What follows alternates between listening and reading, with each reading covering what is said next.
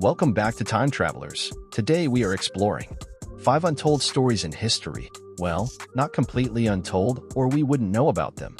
How about less told? Anyway, stick around to after the video where we will have a pop quiz. Leave the answer in the comments along with I subscribed in order to win some amazing chocolates from a young entrepreneur at A&G Candy LLC. His info is going to be listed below. Okay, let's begin.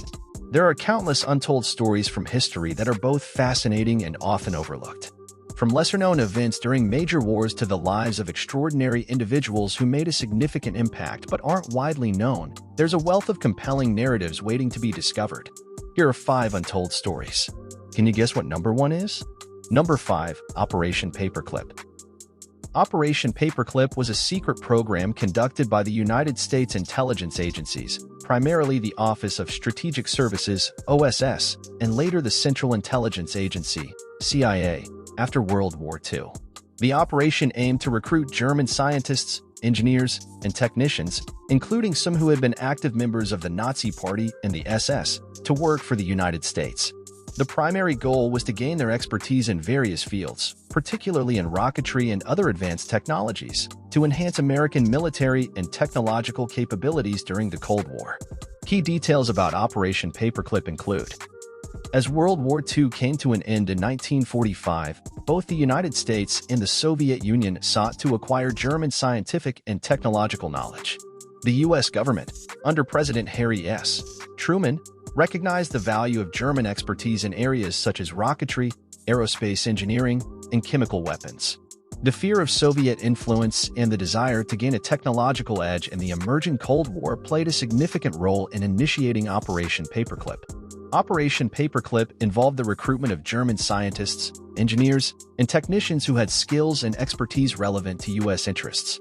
Notable among them were Wernher von Braun, a key figure in the development of the V-2 rocket, and his team of engineers. These scientists were brought to the United States, along with their families, under false identities to conceal their Nazi pasts. One of the primary focuses of Operation Paperclip was the acquisition of V-2 rocket technology. The V-2, developed by Nazi Germany during the war, was the world's first long-range guided ballistic missile. The expertise of von Braun and his team was instrumental in the development of American rocket programs, including the Redstone and Jupiter rockets. Operation Paperclip has been a source of ethical controversy. Critics argue that by recruiting scientists with Nazi affiliations, the United States compromised its principles and overlooked war crimes committed by some of the individuals involved. However, proponents argue that the recruitment of these scientists was necessary to prevent their knowledge and expertise from falling into Soviet hands. The scientists brought to the United States through Operation Paperclip made significant contributions to American scientific and technological advancements. Wernher von Braun, for example, played a crucial role in the development of the Saturn V rocket, which carried the Apollo missions to the moon. While Operation Paperclip achieved its goal of incorporating German expertise into U.S. programs, the ethical considerations surrounding the recruitment of former Nazi Party members remain a subject of historical debate and scrutiny. Number 4. The Dancing Plague of 1518. It was a strange and mysterious event that occurred in Strasbourg, Alsace, modern-day France, during the summer of 1518. The incident involved a large number of people inexplicably dancing uncontrollably in the streets for days on end. Here are the key details of this unusual historical event. In July 1518, a woman named Frau Troffea began dancing fervently in the streets of Strasbourg. What started as an isolated incident soon escalated as others joined her in the spontaneous and frenzied dancing. The numbers grew rapidly, and within a month, hundreds of people were caught up in the strange phenomenon. Those affected by the dancing mania exhibited symptoms of uncontrollable and involuntary dancing. Reports describe individuals dancing for hours, days, and even weeks without rest, often in a trance-like state. Some dancers collapsed from exhaustion, while others reportedly died from heart attacks, strokes, or sheer physical fatigue.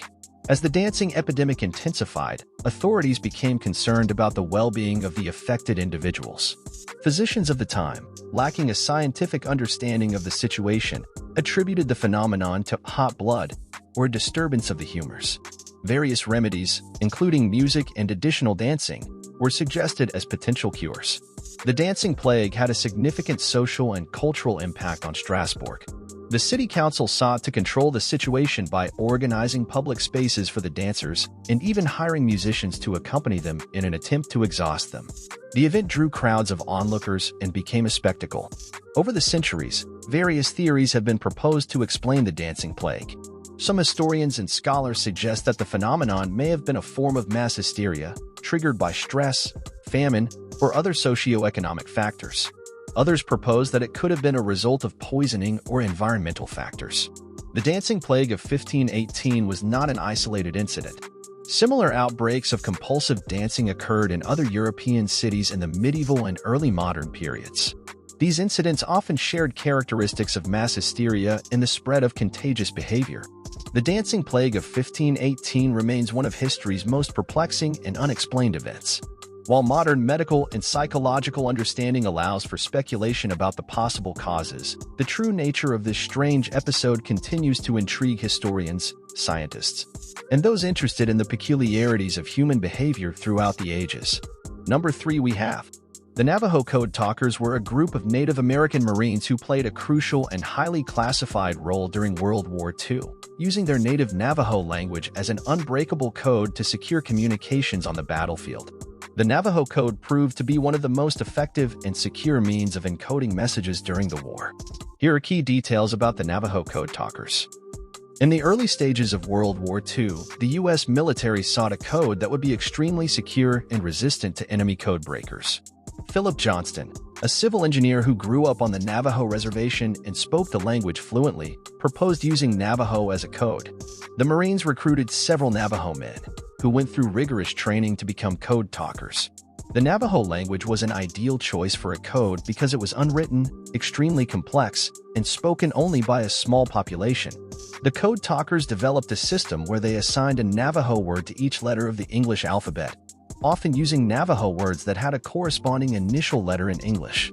For example, the Navajo word for int might represent the letter A. Navajo code talkers served in the Pacific Theater, participating in key battles, such as the island-hopping campaigns in the Pacific. They transmitted sensitive information, including troop movements, orders, and coordinates, in their native language. The code was so secure that even other Navajo speakers who weren't code talkers couldn't decipher the messages. The Navajo code talkers' contributions were instrumental in the success of U.S. military operations in the Pacific. The Japanese, who were skilled code breakers, were unable to decipher the Navajo code.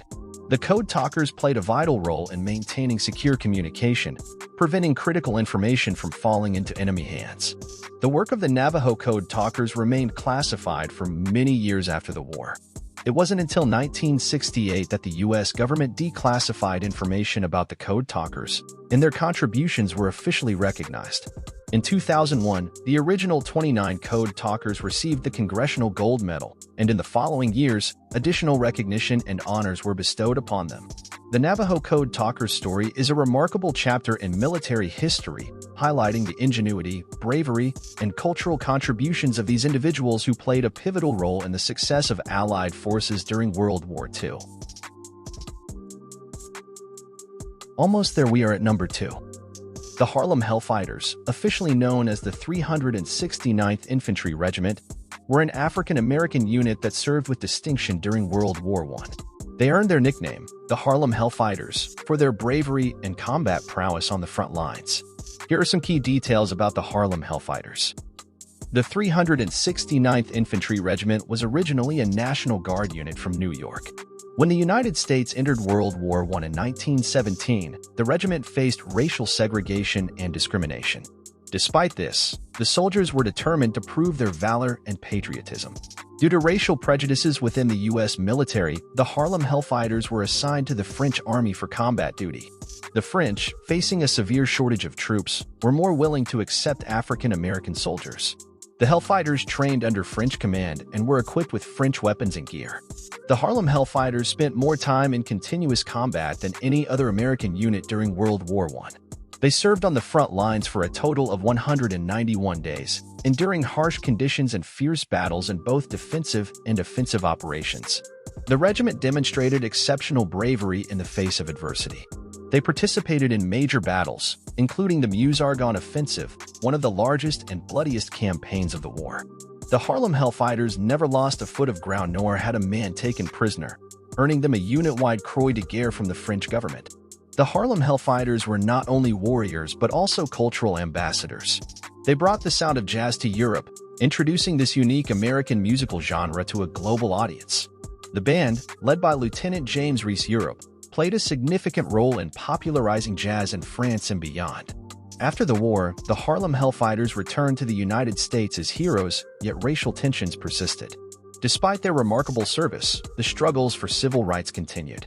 Nevertheless, the Harlem Hellfighters' legacy paved the way for future African-American military units, and their contributions are now widely recognized and celebrated. The Harlem Hellfighters' story is one of resilience, bravery, and the fight for equality both on and off the battlefield. Their service challenged racial stereotypes and contributed to the broader struggle for civil rights in the United States. Well, you made it to number 1. Do you have any idea who our number 1 spot goes to? The Night Witches. Yes, the Night Witches were a group of female pilots who served in the Soviet Air Force during World War II. Officially known as the 588th Night Bomber Regiment, they earned the nickname Night Witches from the Germans due to their stealthy and deadly nighttime bombing raids. The regiment was formed in 1942 and played a crucial role on the Eastern Front. Here are some key details about the Night Witches. The Night Witches were an all-female regiment, a unique occurrence during World War II.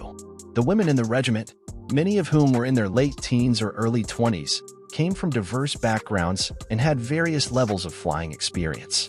The regiment primarily flew the Polikarpov P-2 biplane, a small and outdated aircraft. Despite its limitations, the P-2 had some advantages, including the ability to fly at low altitudes, making it difficult for enemy radar to detect. The Night Witches conducted their bombing raids at night, taking advantage of the cover of darkness. Flying without parachutes to lighten their load, they would cut their engines as they approached the target, gliding silently to release their bombs.